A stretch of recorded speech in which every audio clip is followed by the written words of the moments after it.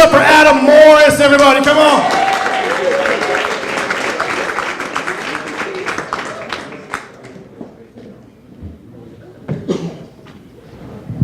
What's up, guys? I probably drank way too much before I got up on stage tonight. You know, I've been told I'm a very vulgar, rude, and crude comic by my mother and my son's mother.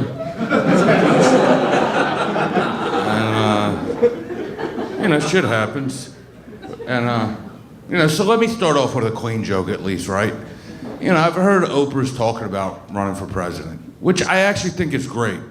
And I think she should run as a Republican, just to fuck with dumb America.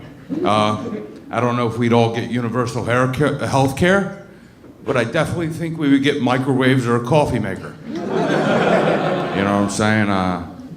You know, enough of that Mr. Rogers shit. Let's go back to dirty jokes, because I'll never get up on stage again if I tell clean jokes. And if that offends you, if you're a Mr. Rogers fan, imagine how I fucking felt when I found out Pee Wee Herman was a pedophile.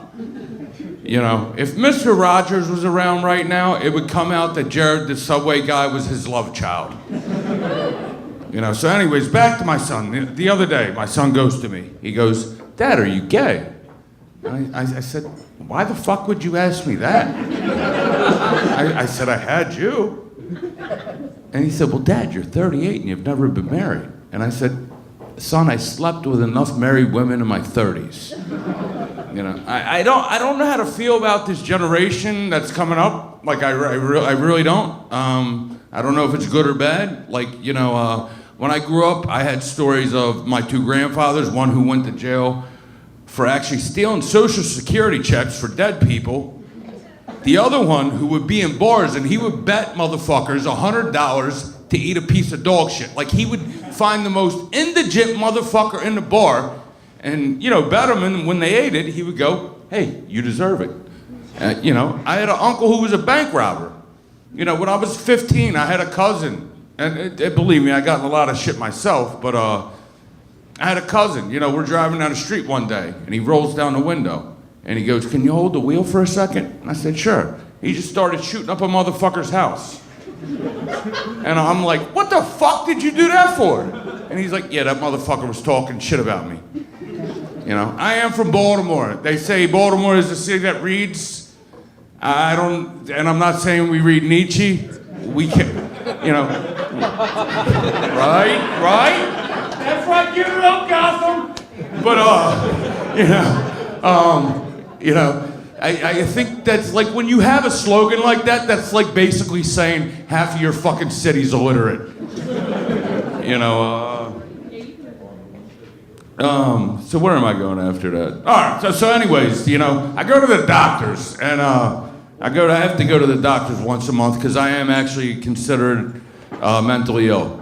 And the doctor will say to me, you know, "What is it like being an alcoholic or in a blackout?" And, you know, I'll say to her, you know, when I get down to my last 2 beers, it feels like I have blue balls. You know, being in a blackout feels like, you know, that's how I feel like Ray Liotta, you know, in Goodfellas, was being in the fucking witness protection program for 20 years. You know, she'll say things to me like, you know, she'll ask me those normal first questions. Are you thinking of hurting yourself, anybody else? Are you hearing voices? And, you know, I get tired of hearing this shit. So I'm like, "Yeah, Doc, I'm hearing voices." And she said, "Well, you're taking your meds?" And I said, "Nope." I said, "I missed the company." We're having a good time tonight, right, Gotham? That's right. You know, she'll ask me what my hobbies are. I'll say I like doing community service, so I get drunk with homeless people.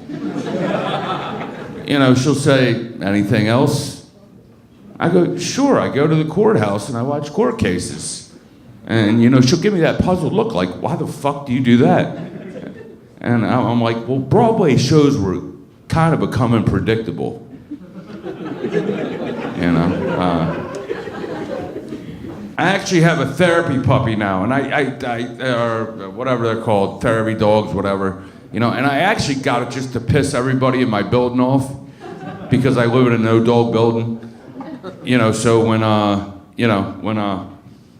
the little kids see the dog, they're like, oh, we want to pet the puppy, and they're like, you can't talk to the drunk guy. You know, it's like, fuck you. You know, the coolest thing about having her, right, is, I used to take her to the bar with me, but then she started drinking. That's a fucking joke if anybody in here is from the ASPCA. Calm the fuck down. You know what I'm saying? You know, when I wake up and I'm going through psychosis because I've been on a fucking month bender, I just tell her to get the fucking people out of the house. Yeah, I think the only bad thing about having her is the only time she really wants attention is if I'm cleaning on the phone or masturbating. You know what I'm saying? Let's see, I still don't see the light. Oh, there, it's starting to flash. All right, so we're gonna wrap this shit up. Hold on, that made me forget my fucking next joke, god damn it. Hold on, just give me a second. I mean, what are we gonna do here? What am I gonna fucking pull out a book and read like Andy Kaufman? Start reading The Great Gatsby, you motherfuckers. Here we go. I'm back here. I'm back again. See, I don't memorize my shit. I just try to roll with it.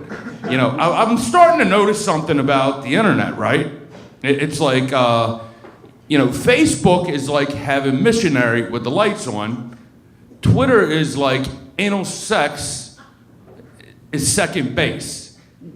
You know, like you remember when you were growing up, it was like first base is a kiss. It's like, you know, second base was like feeling her up, you know, and so forth. Yeah, no, now Twitter's fucking anal. You guys have a great night, Gotham. You guys are always fucking great.